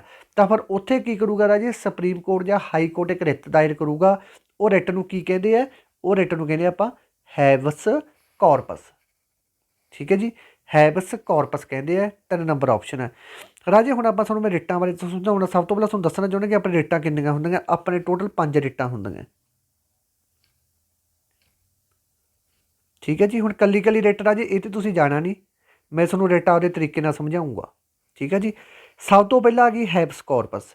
ਇਹਦਾ ਮਤਲਬ ਇਹ ਹੁੰਦਾ ਰਾਜੇ ਕਿਸੇ ਬੰਦੇ ਨੂੰ ਪੁਲਿਸ ਚੱਕ ਕੇ ਲੈ ਗਈ, ਜਾਂ ਆਪਾਂ ਨੂੰ ਸ਼ੱਕ ਹੈ ਕਿ ਉਹ ਬੰਦਾ ਪੁਲਿਸ ਦੀ ਕਸਟਡੀ ਦੇ ਵਿੱਚ ਹੈਗਾ, ਤਾਂ ਉਹਨੂੰ 24 ਘੰਟੇ ਦੇ ਵਿੱਚ ਕੀ ਹੁੰਦਾ ਗਾ? ਅਦਾਲਤ ਦੇ ਵਿੱਚ ਹਾਜ਼ਰ ਕਰਨਾ ਹੁੰਦਾ ਗਾ। ਜੇਕਰ ਉਹ 24 ਘੰਟੇ ਦੇ ਵਿੱਚ ਅਦਾਲਤ ਹਾਜ਼ਰ ਨਹੀਂ ਕੀਤਾ ਜਾਂਦਾ ਤਾਂ ਅਦਾਲਤ ਉਸੇ ਪੁਲਿਸ ਸਟੇਸ਼ਨ ਦੇ ਵਿੱਚ, ਠੀਕ ਹੈ ਜੀ, ਤਾਂ ਜਿੰਨਾ ਬੰਦੇ ਲੈ ਕੇ ਆ ਉਹਨਾਂ ਦੇ ਵਿਰੁੱਧ ਇੱਕ ਹੈਵਸ ਕਾਰਪਸ ਨਾਂ ਦੀ ਰਿਟ ਜਾਰੀ ਕਰੂਗੀ ਕਿ ਜਿਹੜਾ ਬੰਦਾ ਭਾਈ ਤੁਸੀਂ ਚੱਕ ਕੇ ਲੈ ਕੇ ਆਏ ਹੋ ਉਹਨੂੰ ਜਲਦੀ ਤੋਂ ਜਲਦੀ ਇੱਥੇ ਪੇਸ਼ ਕੀਤਾ ਜਾਵੇ। ਨੰਬਰ 2 'ਤੇ ਆ ਗਈ ਮੈਂਡਾਮਸ। ਮੈਂਡਾਮਸ ਦਾ ਮਤਲਬ ਇਹ ਹੁੰਦਾ ਜੇ ਕੋਈ ਬੰਦਾ ਸਰਕਾਰੀ ਅਹੁਦੇ 'ਤੇ ਬੈਠਾ ਗਾ ਅਤੇ ਸਰਕਾਰੀ ਅਹੁਦੇ 'ਤੇ ਬੈਠ ਕੇ ਉਹ ਬੰਦਾ ਜਿਹੜਾ ਲੋਕਾਂ ਦੇ ਕੰਮ ਹੈ ਉਹ ਕਰ ਨਹੀਂ ਰਿਹਾ, ਤਾਂ ਉਹਦੀ ਸ਼ਿਕਾਇਤ ਗਾਹਾਂ ਜਾ ਕੇ ਆਪਾਂ ਸੁਪਰੀਮ ਕੋਰਟ ਜਾਂ ਹਾਈ ਕੋਰਟ ਦੇ ਵਿੱਚ ਕਰਤੀ, ਤਾਂ ਸੁਪਰੀਮ ਕੋਰਟ ਜਾਂ ਹਾਈ ਕੋਰਟ ਉਹ ਬੰਦੇ 'ਤੇ ਇੱਕ ਰਿਟ ਭੇਜੂਗਾ ਕਿ ਭਾਈ ਹਾਂ ਕਿਉਂ ਤੂੰ ਆਦੇ ਮਨ ਦੀਆਂ ਗੱਲਾਂ ਕਰੀ ਜਾਂਦਾ, ਜਿਹੜਾ ਤੂੰ ਕੰਮ ਕਰਨ ਵਾਸਤੇ ਬੈਠਾ ਉਹ ਕਰ। ਠੀਕ ਹੈ ਜੀ। ਇਸ ਤੋਂ ਬਾਅਦ ਆ ਗਿਆ ਸੈਟੀਓਰੀ। ਇਹਦਾ ਮਤਲਬ ਕੀ ਹੈ ਰਾਜੇ? ਇੱਕ ਆ ਗਿਆ ਪ੍ਰੋਵੀਜ਼ਨ। ਸੈਟੋਰੀ ਦਾ ਮਤਲਬ ਤਾਂ ਰਾਜੇ ਇਹੀ ਹੁੰਦਾ ਗਾ, ਠੀਕ ਹੈ ਜੀ। ਮੰਨ ਲਓ ਕਿਸੇ ਵੱਡੀ ਜਿਹੜੀ ਤਾਂ ਵਾਲੀ ਅਦਾਲਤ ਹੈਗੀ ਉਹਦੇ ਕੋਲੇ ਹਾਈ ਕੋਰਟ ਕੋਲੇ ਕੰਮ ਬਹੁਤ ਜ਼ਿਆਦਾ ਪਿਆ ਤਾਂ ਸੁਪਰੀਮ ਕੋਰਟ ਉਹਨਾਂ ਨੂੰ ਕਹਿ ਸਕਦੀ ਹੈ ਭਾਈ ਜੇਕਰ ਤੁਹਾਡੇ ਕੋਲੇ ਕੰਮ ਬਹੁਤ ਜ਼ਿਆਦਾ ਤੁਸੀਂ ਸਾਨੂੰ ਕੰਮ ਦੇ ਸਕਦੇ ਹੋ। ਠੀਕ ਹੈ ਜੀ। ਪ੍ਰੋਵੀਜ਼ਨ ਦਾ ਮਤਲਬ ਇਹ ਹੈ ਰਾਜੇ ਕਿ ਕੰਮ ਦੇਖੋ, ਜਿਵੇਂ ਕੰਮ ਤਾਂ ਹੋਵੇ ਸੁਪਰੀਮ ਕੋਰਟ ਦਾ, ਪਰ ਪੰਗੇ ਉੱਥੇ ਹਾਈ ਕੋਰਟ ਵਾਲੇ ਲਈ ਜਾਣ, ਤਾਂ ਉਦੋਂ ਸੁਪਰੀਮ ਕੋਰਟ ਆ ਜਿਹੜੀ ਉਹ ਹਾਈ ਕੋਰਟ ਨੂੰ ਰਿਟ ਜਾਰੀ ਕਰੂਗੀ, ਭਾਈ ਸਾਹਿਬ ਆਪਦੀ ਕਾਤ ਦੇ ਵਿੱਚ ਰਹੋ, ਜਿਹੜਾ ਇਹ ਕੰਮ ਹੈਗਾ ਇਹ ਕੇਸ ਹੈ ਸਾਡਾ ਗਾ, ਤੁਸੀਂ ਇਹਦੇ ਵਿੱਚ ਪਲੀਜ਼ ਇੰਟਰਫੇਅਰ ਨਾ ਕਰੋ। ਸੁਪਰੀਮ ਕੋਰਟ ਹਾਈ ਕੋਰਟ ਨੂੰ ਉਦੋਂ ਇਹ ਰਿਟ ਜਾਰੀ ਕਰਦੀ ਹੁੰਦੀ ਹੈ। ਠੀਕ ਹੈ ਜੀ। ਇਸ ਤੋਂ ਬਾਅਦ ਆ ਗਿਆ ਆਪਣੇ ਕੋਲੇ ਲਾਸਟ 'ਤੇ ਆ ਗਿਆ ਕਿਊ ਬਰਾਂਟੋ। ਕਿਊ ਬਰਾਂਟੋ ਦਾ ਮਤਲਬ ਹੈ ਵਾਟ ਇਜ਼ ਯੂਅਰ ਅਥਾਰਟੀ। ਇਹਦਾ ਮਤਲਬ ਇਹ ਹੈ ਜੇ ਕੋਈ ਬੰਦਾ ਗਾ, ਠੀਕ ਹੈ ਜੀ, ਮੰਨ ਲਓ ਤੁਸੀਂ ਦੇਖ ਲਓ ਕੋਈ ਬੰਦਾ ਭਰਤੀ ਹੋ ਗਿਆ ਪੁਲਿਸ ਦੇ ਵਿੱਚ, SI ਜਾਂ ਕਾਂਸਟੇਬਲ ਭਰਤੀ ਹੋ ਗਿਆ, ਬਾਅਦ ਵਿੱਚ ਆਪਾਂ ਨੂੰ ਪਤਾ ਲੱਗ ਗਿਆ ਕਿ ਇਹ ਬੰਦਾ ਜਾਲੀ ਭਰਤੀ ਹੋਇਆ ਵਾ, ਉਹਦੇ ਦੌਰਾਨ ਰਿਟ ਦਾਇਰ ਕਰਤੀ ਸੁਪਰੀਮ ਕੋਰਟ ਜਾਂ ਹਾਈ ਕੋਰਟ ਦੇ ਵਿੱਚ, ਤਾਂ ਉਦੋਂ ਜਿਹੜਾ ਸੁਪਰੀਮ ਕੋਰਟ ਜਾਂ ਹਾਈ ਕੋਰਟ ਇੱਕ ਰਿਟ ਜਾਰੀ ਕਰੂਗਾ ਉਹਨੂੰ ਕਹਿੰਦੇ ਆਪਾਂ ਕਿਊ ਬਰਾਂਟੋ, ਕਿ ਕਿਉਂ ਭਾਈ ਤੂੰ ਆਪਦੇ ਪਦ 'ਤੇ ਬੈਠਾ ਜਦੋਂ ਤੂੰ ਉਹਦਾ ਸਹੀ ਹੱਕਦਾਰ ਨਹੀਂ ਹੈਗਾ। ਠੀਕ ਹੈ ਜੀ। ਇਸ ਤੋਂ ਬਾਅਦ ਅਗਲੇ 'ਤੇ ਚੱਲਦੇ ਹਾਂ। To which of the following will the president must accord to his sanction without sending it back the fresh consideration. ਹੇਠ ਲਿਖਿਆ ਬਿੱਲਾਂ ਵਿੱਚੋਂ ਕਿਸ ਨੂੰ ਨਵੇਂ ਵਿਚਾਰ ਲਈ ਵਾਪਸ ਭੇਜੇ ਬਿਨਾਂ ਰਾਸ਼ਟਰਪਤੀ ਨੂੰ ਆਪਣੀ ਮਨਜ਼ੂਰੀ ਦੇਣੀ ਚਾਹੀਦੀ ਹੈ? ਦੇਖੋ ਰਾਜੇ, ਜਿਹੜੇ ਆਰਡੀਨਰੀ ਬਿੱਲ ਹੁੰਦੇ ਆ ਰਾਜੇ, ਇੱਕ ਮਨੀ ਬਿੱਲ ਹੁੰਦੇ ਆ। ਠੀਕ ਹੈ ਜੀ। ਕਹਿੰਦੇ ਕਿਹੜਾ ਬਿੱਲ ਆ ਉਹ? ਜਿਹੜਾ ਆਰਡੀਨਰੀ ਬਿੱਲ ਹੁੰਦਾ ਰਾਜੇ ਉਹ ਕੋਈ ਵੀ ਬਿੱਲ ਹੁੰਦਾ ਜਦੋਂ ਕੋਈ ਵੀ ਬਿੱਲ ਪਾਸ ਕੀਤਾ ਜਾਂਦਾ। ਠੀਕ ਹੈ ਜੀ। ਕੋਈ ਬਿੱਲ ਵਗ ਗਿਆ, ਠੀਕ ਹੈ ਜੀ, ਉਹ ਬਿੱਲ ਨੂੰ ਜਦੋਂ ਇਹਦੇ ਕੋਲੇ ਜਾਊਗਾ ਰਾਸ਼ਟਰਪਤੀ ਕੋਲੇ, ਠੀਕ ਹੈ ਜੀ, ਰਾਸ਼ਟਰਪਤੀ ਨੂੰ ਕਹਿੰਦਾ ਕਿ ਦੁਬਾਰੇ ਫੇਰ ਬਿੱਲ ਵਾਪਸ ਲੈ ਕੇ ਜਾਓ, ਤਾਂ ਉਹ ਆਰਡੀਨਰੀ ਬਿੱਲ ਹੁੰਦਾ ਇੱਕ ਤਰ੍ਹਾਂ ਦਾ। ਠੀਕ ਹੈ ਜੀ। ਇਸ ਤੋਂ ਬਾਅਦ ਕਹਿੰਦੇ ਉਹ ਬਿੱਲ 'ਤੇ ਵੀ ਨੂੰ ਰਾਸ਼ਟਰਪਤੀ ਨੂੰ ਸਾਈਨ ਕਰਨੇ ਚਾਹੀਦੇ ਜਿਹੜਾ ਬਿੱਲ ਦੋਵੇਂ ਹਾਊਸਾਂ ਦੇ ਵਿੱਚੋਂ ਪਾਸ ਹੋ ਕੇ ਵਗ ਜੇ, ਜਾਂ ਕਹਿੰਦੇ ਉਹ 'ਤੇ ਵੀ ਬਿਨਾਂ ਉਹਨੂੰ ਵਾਪਸ ਭੇਜ ਤੋਂ ਸਾਈਨ ਕਰਨੇ ਚਾਹੀਦੇ ਜਿਹੜਾ ਬਿੱਲ ਕਿਸੇ ਅਮੈਂਡਮੈਂਟ ਦੇ ਤਹਿਤ ਹੋਵੇ। ਨਹੀਂ ਰਾਜੇ, ਜਿਹੜਾ ਰਾਸ਼ਟਰਪਤੀ ਹੈਗਾ ਇਹ ਸਿਰਫ ਮਨੀ ਬਿੱਲ ਹੈ, ਜਿਹੜਾ ਕਿ 110 ਆਰਟੀਕਲ ਦੇ ਵਿੱਚ ਆਉਂਦਾ ਗਾ, ਸਿਰਫ ਉਹੀ ਜਿਹੜਾ ਬਿੱਲ ਹੈ ਉਹ 'ਤੇ ਇਹ ਬਿਨਾਂ ਵਾਪਸ ਭੇਜੇ ਉਹਦੇ 'ਤੇ ਸਾਈਨ ਕਰਕੇ ਉਹਨੂੰ ਬਿੱਲ ਬਣਾ ਸਕਦਾ ਗਾ। ਬਾਕੀਆਂ ਦੇ ਵਿੱਚ ਇਹ ਵਾਪਸ ਭੇਜ ਸਕਦਾ ਰਾਜੇ ਬਿੱਲ। ਠੀਕ ਹੈ ਜੀ। ਮਨੀ ਬਿੱਲ ਨੂੰ ਵਾਪਸ ਭੇਜੇ ਤੋਂ ਬਿਨਾਂ ਹੀ ਉਹ 'ਤੇ ਸਾਈਨ ਕਰ ਸਕਦਾ। ਅਤੇ ਦੇਖੋ ਰਾਜੇ, ਜਦੋਂ ਕੋਈ ਵੀ ਬਿੱਲ ਪਾਸ ਕੀਤਾ ਜਾਂਦਾ ਤਾਂ ਇਹ ਬਿੱਲ ਆਰਡੀਨਰੀ ਬਿੱਲ ਹੈ ਕਿ ਇਹ ਬਿੱਲ ਮਨੀ ਬਿੱਲ ਹੈ, ਇਹ ਗੱਲ ਆਪਾਂ ਨੂੰ ਕੌਣ ਦੱਸਦਾ ਗਾ? ਇਹ ਗੱਲ ਦੱਸਦਾ ਆਪਾਂ ਨੂੰ ਸਪੀਕਰ। ਇਹ ਪ੍ਰਸ਼ਨ ਵੀ ਪੇਪਰ ਦੇ ਵਿੱਚ ਪਤਾ ਨਹੀਂ ਕਿੰਨੇ ਕੁ ਵਾਰੀ ਰਿਪੀਟ ਹੋ ਕੇ ਆਇਆ ਹੋਇਆ। ਠੀਕ ਹੈ ਜੀ। ਤਾਂ ਇਹਦਾ ਆਨਸਰ ਆ ਗਿਆ 2 ਨੰਬਰ ਆਪਸ਼ਨ। ਇਸ ਤੋਂ ਬਾਅਦ ਅਗਲਾ ਕੀ ਕਹਿ ਰਹੇ ਨੇ? ਕਹਿੰਦੇ where in the Indian constitution has economic justice been provided as one of the objective. ਕਹਿੰਦੇ ਭਾਰਤੀ ਸੰਵਿਧਾਨ ਵਿੱਚ ਆਰਥਿਕ ਨਿਆਂ ਨੂੰ ਇੱਕ ਆਦੇਸ਼ ਵਜੋਂ ਕਿੱਥੇ ਪ੍ਰਦਾਨ ਕੀਤਾ ਗਿਆ ਹੈ? ਠੀਕ ਹੈ ਜੀ। Mental right, direct principal, fundamental right principal, fundamental right and direct principal. ਜਿਹੜੇ ਰਾਜੇ ਆਪਣੇ ਇਕੋਨੋਮਿਕਲ ਜਸਟਿਸ ਹੈਗੇ ਉਹਨਾਂ ਨੂੰ ਕੀਤਾ ਗਿਆ ਇਹਨਾਂ ਨੇ DPSP ਦੇ ਵਿੱਚ। ਠੀਕ ਹੈ ਜੀ। DPSP ਦੇ ਵਿੱਚ direct principal of state policy. ਹੁਣ ਰਾਜੇ ਦੇਖੋ, ਤੁਸੀਂ ਕਹੋਗੇ ਇਕੋਨੋਮਿਕ ਜਸਟਿਸ ਦੀ ਗੱਲ ਆ ਜੇ ਜਾਂ ਕਿਤੇ ਵੀ ਵੈਲਫੇਅਰ ਨਾਲ ਰਿਲੇਟਡ ਤੁਹਾਨੂੰ ਪ੍ਰਸ਼ਨ ਆ ਜੇ, ਉਹ ਸਾਰੇ ਹੀ ਆਪਣੇ DPSP ਦੇ ਵਿੱਚ ਆਉਣਗੇ। DPSP ਆਪਣੇ 36 ਤੋਂ ਲੈ ਕੇ 51 ਤੱਕ ਪਾਰਟ 4 ਦੇ ਵਿੱਚ ਆਉਂਦਾ ਰਾਜੇ। ਇਹ ਵੀ ਗੱਲ ਤੁਸੀਂ ਆਪਦੇ ਧਿਆਨ ਦੇ ਵਿੱਚ ਰੱਖਣੀ ਹੈ। ਠੀਕ ਹੈ ਜੀ। ਇਸ ਤੋਂ ਬਾਅਦ ਚੱਲਦੇ ਆਪਾਂ ਅਗਲੇ ਪ੍ਰਸ਼ਨ 'ਤੇ। ਅਗਲੇ ਪ੍ਰਸ਼ਨ ਦੇ ਵਿੱਚ ਕੀ ਕਹਿ ਰਹੇ ਨੇ ਆਪਾਂ ਨੂੰ? ਕਹਿੰਦੇ which of the following is not enumerated as a right of the constitution India. ਭਾਰਤ ਦੇ ਸੰਵਿਧਾਨ ਵਿੱਚ ਹੇਠ ਲਿਖਿਆ ਵਿੱਚੋਂ ਕਿਸ ਨੂੰ ਇੱਕ ਅਧਿਕਾਰ ਵਜੋਂ ਨਹੀਂ ਗਿਣਿਆ ਜਾਂਦਾ ਕਿ ਇਹ ਆਪਣਾ ਅਧਿਕਾਰ ਨਹੀਂ ਹੈਗਾ? ਇਹ ਆਪਣਾ ਅਧਿਕਾਰ ਨਹੀਂ ਹੈਗਾ। ਦੇਖੋ, ਬਾਕੀ ਦੇ ਸਾਰੇ ਆਪਣੇ ਅਧਿਕਾਰ ਹੈਗੇ ਆ, ਇਹ ਕਹਿੰਦੇ ਇਹਨੂੰ ਆਪਾਂ ਇੱਕ ਅਧਿਕਾਰ ਦੇ ਤੌਰ 'ਤੇ ਨਹੀਂ ਮੰਨ ਸਕਦੇ। ਠੀਕ ਹੈ ਜੀ। ਪੋਲੀਟੀਕਲ ਐਂਡ ਸੋਸ਼ਲ ਰਾਈਟ, ਇਹ ਆਪਣਾ ਰਾਜ ਅਧਿਕਾਰ ਆ। ਆਪਾਂ ਪੋਲੀਟੀਕਲ ਦੇ ਵਿੱਚ ਆਪਾਂ MLA ਉੱਠ ਸਕਦੇ ਹਾਂ, ਆਪਾਂ MP ਉੱਠ ਸਕਦੇ ਹਾਂ। ਐਜੂਕੇਸ਼ਨ ਜਿਹੜਾ ਇਹ ਵੀ ਆਪਣਾ ਰਾਈਟ ਆ, ਜਦੋਂ ਆਪਾਂ ਪੜ੍ਹ ਕੇ ਗਏ 6 ਤੋਂ 14 ਆਰਟੀਕਲ ਤੇ 6 ਤੋਂ ਲੈ ਕੇ 14 ਸਾਲ ਤੱਕ ਬੱਚਿਆਂ ਨੂੰ 21 ਆਰਟੀਕਲ ਦੇ ਵਿੱਚ ਗੱਲ ਕੀਤੀ ਗਈ, ਜਿਹੜੀ ਆਪਣੀ ਫੰਡਾਮੈਂਟਲ ਡਿਊਟੀ ਹੈਗੀ 11ਵੇਂ ਨੰਬਰ ਦੀ, ਜਿਹੜੀ ਕਿ 86ਵੇਂ ਅਮੈਂਡਮੈਂਟ 2002 ਦੇ ਤਹਿਤ ਜੋੜੀ ਗਈ ਸੀ, ਉਹਦੇ ਵਿੱਚ ਵੀ ਇਹਦੀ ਗੱਲ ਕੀਤੀ ਗਈ ਹੈ। ਤਾਂ ਇਹ ਵੀ ਆਪਣਾ ਇੱਕ ਰਾਈਟ ਹੋ ਗਿਆ। ਰਾਈਟ ਟੂ ਰਿਲੀਜਨ ਦਾ ਵੀ ਰਾਈਟ ਹੋ ਗਿਆ ਰਾਜੇ, ਆਪਾਂ ਫੰਡਾਮੈਂਟਲ ਰਾਈਟ ਦੇ ਵਿੱਚ ਪੜ੍ਹ ਕੇ ਗਏ ਹਾਂ 25 ਤੋਂ 28 ਆਰਟੀਕਲ ਦੇ ਵਿੱਚ। ਜਿਹੜਾ ਇਕੋਨੋਮਿਕਲ ਰਾਈਟ ਹੈ, ਇਕੋਨੋਮਿਕਲ ਦਾ ਰਾਈਟ ਇਹ ਹੈ ਰਾਜੇ ਕਿ ਸਾਰੇ ਬੰਦੇ ਅਮੀਰ ਹੋਣੇ ਚਾਹੀਦੇ ਜਾਂ ਸਾਰੇ ਗਰੀਬ ਹੋਣੇ ਚਾਹੀਦੇ ਆ। ਤਾਂ ਇਹ ਜਿਹਾ ਆਪਣਾ ਕੋਈ ਰਾਈਟ ਨਹੀਂ ਹੈਗਾ। ਤਾਂ ਸੀ ਨੰਬਰ ਆਪਸ਼ਨ ਆ ਗਿਆ ਰਾਜੇ ਇਹਦਾ ਆਨਸਰ। ਠੀਕ ਹੈ, ਹਰੇਕ ਚੀਜ਼ ਨੂੰ ਤੁਹਾਨੂੰ ਵਿਦ ਪ੍ਰੂਫ ਸਮਝਾਈ ਜਾਂਦੀ ਹੈ। ਠੀਕ ਹੈ ਜੀ। ਇਸ ਤੋਂ ਬਾਅਦ ਅਗਲਾ, which of the following is not mention in the preamble to the constitution of India. ਕਹਿੰਦੇ ਭਾਰਤ ਦੇ ਸੰਵਿਧਾਨ ਦੀ ਪ੍ਰਸਤਾਵਨਾ, ਜਿਹੜਾ ਰਾਜੇ ਸੰਵਿਧਾਨ ਦੀ ਆਤਮਾ ਕਿਹਨੂੰ ਕਿਹਾ ਜਾਂਦਾ ਗਾ? ਸੰਵਿਧਾਨ ਦੀ ਆਤਮਾ ਕਿਹਨੂੰ ਕਿਹਾ ਜਾਂਦਾ? ਸੰਵਿਧਾਨ ਦੀ ਆਤਮਾ ਕਿਹਾ ਜਾਂਦਾ ਗਾ ਪ੍ਰਿੰਬਲ ਨੂੰ। ਤੇ ਪ੍ਰਿੰਬਲ ਨੂੰ ਪੰਜਾਬੀ ਦੇ ਵਿੱਚ ਕੀ ਕਹਿੰਦੇ ਆਪਾਂ? ਪ੍ਰਸਤਾਵਨਾ। ਕਹਿੰਦੇ ਭਾਰਤ ਦੇ ਸੰਵਿਧਾਨ ਦੀ ਜਿਹੜੀ ਪ੍ਰਸਤਾਵਨਾ ਹੈਗੀ ਪ੍ਰਿੰਬਲ, ਉਹਦੇ ਵਿੱਚ ਹੇਠ ਲਿਖਿਆ ਵਿੱਚ ਕਿਹੜੀ ਚੀਜ਼ ਦਾ ਜ਼ਿਕਰ ਨਹੀਂ ਕੀਤਾ ਗਿਆ ਰਾਜੇ? ਕਿਹੜੀ ਚੀਜ਼ ਦਾ ਜ਼ਿਕਰ ਨਹੀਂ ਕੀਤਾ ਗਿਆ, ਇਹ ਗੱਲ ਪੁੱਛ ਰਹੇ ਨੇ ਆਪਾਂ ਤੋਂ। ਤਾਂ ਜਸਟਿਸ, ਨਿਆਂ ਦਾ ਜ਼ਿਕਰ ਕੀਤਾ ਗਿਆ ਹੈਗਾ। ਫਰੈਟਰਨਿਟੀ ਦਾ ਮਤਲਬ ਭਾਈਚਾਰੇ ਦਾ ਕਰਿਆ ਗਿਆ ਹੈਗਾ। ਠੀਕ ਹੈ ਜੀ। ਇਕੁਅਲਿਟੀ ਆਫ ਪੋਜੀਸ਼ਨ, ਠੀਕ ਹੈ, ਸਾਰਿਆਂ ਨੂੰ ਇੱਕੋ ਜਿਹੀ ਥਾਂ 'ਤੇ ਸਮਝਣਾ ਚਾਹੀਦਾ। ਅਡਲਟ ਫਰੈਂਚਾਈਜ਼, ਇਹਦਾ ਕੋਈ ਗੱਲ ਨਹੀਂ ਕੀਤੀ ਗਈ। ਠੀਕ ਹੈ ਜੀ, ਇਹਦੀ ਕੋਈ ਗੱਲ ਨਹੀਂ ਕੀਤੀ ਗਈ। ਤਾਂ ਸੀ ਨੰਬਰ ਆਪਸ਼ਨ ਆ ਜਾਊਗਾ ਆਪਣਾ ਆਨਸਰ। ਇਸ ਤੋਂ ਬਾਅਦ ਅਗਲਾ, the Indian constitution recognise minority on the basis of. ਭਾਰਤੀ ਸੰਵਿਧਾਨ ਵਿੱਚ ਘੱਟ ਗਿਣਤੀਆਂ ਨੂੰ ਆਧਾਰ 'ਤੇ ਮਾਨਤਾ ਮਿਲਦੀ ਹੈ। ਆਪਾਂ ਦੇਖਦੇ ਹਾਂ ਕਿ ਫਲਾਨਾ ਬੰਦਾ ਫਲਾਨੀ ਮਿਨੋਰਟੀ 'ਚ ਹੈ, ਕੋਈ ਮੁਸਲਿਮ ਮਿਨੋਰਟੀ ਦੇ ਵਿੱਚ ਆ ਜਾਂਦਾ ਹੈ, ਕੋਈ ਸਿੱਖ ਮਿਨੋਰਟੀ ਦੇ ਵਿੱਚ ਆ ਜਾਂਦਾ ਹੈ, ਕੋਈ ਹਿੰਦੂ ਮਿਨੋਰਟੀ ਦੇ ਵਿੱਚ ਆ ਜਾਂਦਾ। ਇਹ ਮਿਨੋਰਟੀਆਂ ਹੁੰਦੀਆਂ ਰਾਜੇ। ਠੀਕ ਹੈ ਜੀ। ਇਹ ਕਹਿੰਦੇ ਜਿਹੜੀ ਵੀ ਕਿਸੇ ਮਿਨੋਰਟੀ ਦਾ ਮਤਲਬ ਹੁੰਦਾ ਕਿ ਜਿਹੜੀਆਂ ਕਿਸੇ ਘੱਟ ਗਿਣਤੀ ਦੇ ਵਿੱਚ ਆ ਜਾਣ, ਉਹਨਾਂ ਨੂੰ ਮਿਨੋਰਟੀ ਦੇ ਵਿੱਚ ਗਿਣਿਆ ਜਾਂਦਾ। ਤਾਂ ਕੋਈ ਵੀ, ਚਾਹੇ ਉਹ ਮੁਸਲਿਮ ਹੈ, ਚਾਹੇ ਸਿੱਖ ਹੈ, ਚਾਹੇ ਹਿੰਦੂ ਹੈ। ਦੇਖੋ ਹਿੰਦੂ ਤਾਂ ਆਪਣੇ ਘੱਟ ਹੈ ਨਹੀਂ, ਹਿੰਦੂ ਤਾਂ ਬਹੁਤ ਜ਼ਿਆਦਾ ਆਪਣੇ ਹਿੰਦੁਸਤਾਨ ਦੇ ਵਿੱਚ। ਠੀਕ ਹੈ ਜੀ। ਤਾਂ ਜਿਹੜੀ, ਜੇ ਆਪਾਂ ਦੇਖੀਏ ਮੁਸਲਿਮ ਅਤੇ ਸਿੱਖ, ਠੀਕ ਹੈ ਜੀ, ਮੁਸਲਿਮ ਵੀ ਹੈਗੇ ਆ, ਪਰ ਸਿੱਖ ਹੈ ਜਿਹੜੇ ਰਾਜੇ, ਜੇ ਆਪਾਂ ਦੇਖੀਏ ਤਾਂ ਉਹ 2% ਹੀ ਹੈ। ਠੀਕ ਹੈ ਜੀ। ਤਾਂ ਕੋਈ ਵੀ ਰਾਜੇ ਜਿਹੜੀ, ਠੀਕ ਹੈ ਜੀ, ਭਾਰਤੀ ਸੰਵਿਧਾਨ ਦੇ ਵਿੱਚ ਕੋਈ ਵੀ ਕਿਸੇ ਮਿਨੋਰਟੀ ਦੇ ਵਿੱਚ ਉਹਨਾਂ ਨੂੰ ਲਿੱਤਾ ਜਾਂਦਾ ਰਾਜੇ ਜਿਨ੍ਹਾਂ ਦਾ ਮਤਲਬ ਸੰਖਿਆ ਘੱਟ ਹੈ। ਤਾਂ ਉਹ ਰਿਲੀਜਨ ਬੇਸ 'ਤੇ ਕਰਿਆ ਜਾਂਦਾ, ਕਾਸਟ ਬੇਸ 'ਤੇ, ਪਰਸੈਂਟੇਜ ਬੇਸ 'ਤੇ, ਕਿ ਕਲਰ ਬੇਸ 'ਤੇ। ਦੇਖੋ ਰਾਜੇ ਰਿਲੀਜਨ ਦੇ, ਜਿਹੜਾ ਆਪਾਂ ਸਿੱਧਾ ਰਿਲੀਜਨ ਨਾਲ ਗੱਲ ਕਰਾਂਗੇ, ਰਿਲੀਜਨ ਨਾਲ ਤਾਂ ਕੋਈ ਤੁੱਕ ਵਾਲੀ ਗੱਲ ਹੀ ਨਹੀਂ ਬਣਦੀ ਕਿ ਆਪਾਂ ਰਿਲੀਜਨ ਦੇ ਹਿਸਾਬ 'ਤੇ ਦੇਖੋ ਕਰਦੇ। ਤਾਂ ਆਪਾਂ ਜਿਹੜੀ ਵੀ ਕਿਸੇ ਮਿਨੋਰਟੀ ਨੂੰ ਮਿਲਿਆ ਜਾਂਦਾ, ਮਤਲਬ ਮਿਨੋਰਟੀ ਨੂੰ ਰਿਲੀਜਨ ਦੇ ਹਿਸਾਬ 'ਤੇ ਨੋ, ਕਾਸਟ ਦੇ ਹਿਸਾਬ 'ਤੇ ਨੋ, ਕਲਰ ਦੇ ਹਿਸਾਬ 'ਤੇ ਨੋ। ਨੰਬਰ 3 ਨੰਬਰ ਆਪਸ਼ਨ, ਇਹ ਬਿਲਕੁਲ ਸਹੀ ਆਨਸਰ ਹੈ। Percentage of the population of group of total population, ਜਿਵੇਂ ਕਿ ਆਪਣੀ ਦੇਖੋ ਟੋਟਲ ਪਾਪੂਲੇਸ਼ਨ ਮੰਨ ਲਓ ਆਪਣੀ 100 ਬੰਦਿਆਂ ਦੀ ਹੈ।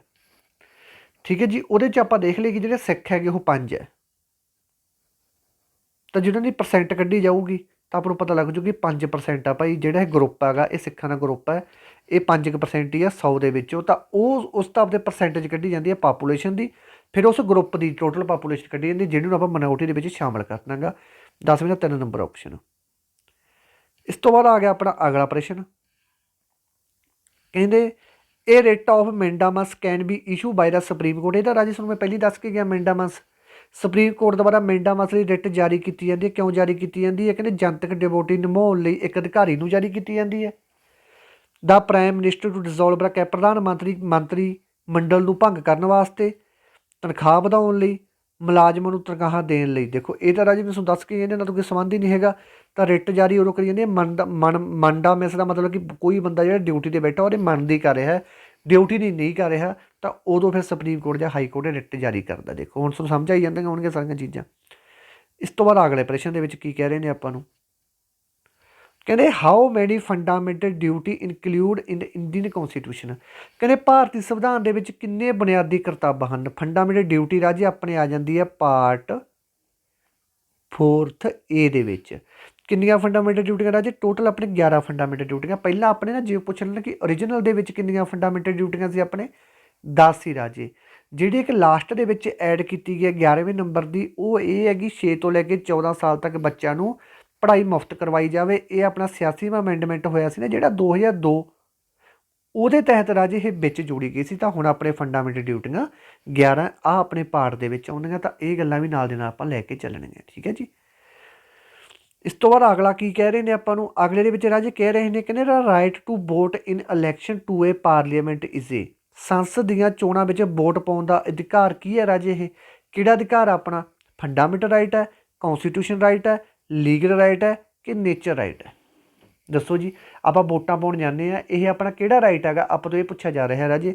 ਦੇਖੋ ਫੰਡਾਮੈਂਟਲ ਰਾਈਟ ਦੇ ਵਿੱਚ ਤਾਂ ਆਪਾਂ ਕਿਤੇ ਪੜ੍ਹ ਕੇ ਨਹੀਂ ਗਏ। ਫੰਡਾਮੈਂਟਲ ਰਾਈਟ ਦੇ ਵਿੱਚ ਆਪਾਂ ਸਮਾਨਤਾ ਦੀ ਗੱਲ ਕੀਤੀ ਹੈ, ਠੀਕ ਹੈ ਜੀ, ਧਰਮ ਦੀ ਗੱਲ ਕੀਤੀ ਹੈ, ਜੇ ਕੋਈ ਆਪਣੇ ਵਿਰੁੱਧ ਆਪਣਾ ਸ਼ੋਸ਼ਣ ਕਰਦਾ ਉਹਦੇ ਵਿਰੁੱਧ ਗੱਲ ਕੀਤੀ ਹੈ। ਲੀਗਲ ਰਾਈਟ ਦੇ ਵਿੱਚ ਆਪਣਾ ਆ ਗਿਆ ਸੀ ਰਾਈਟ ਆਫ ਪ੍ਰੋਪਰਟੀ, ਠੀਕ ਹੈ ਜੀ। ਨੇਚਰ ਰਾਈਟ ਤਾਂ ਮੈਂ ਪੜ੍ਹ ਕੇ ਨਹੀਂ ਗਿਆ। ਤਾਂ ਕੌਨਸਟੀਟਿਊਸ਼ਨ ਰਾਈਟ ਆ ਰਾਜੇ, ਸੰਵਿਧਾਨਕ ਅਧਿਕਾਰ ਆਪਣਾ ਇਹ, ਠੀਕ ਹੈ ਜੀ, ਸੰਵਿਧਾਨਕ ਅਧਿਕਾਰ।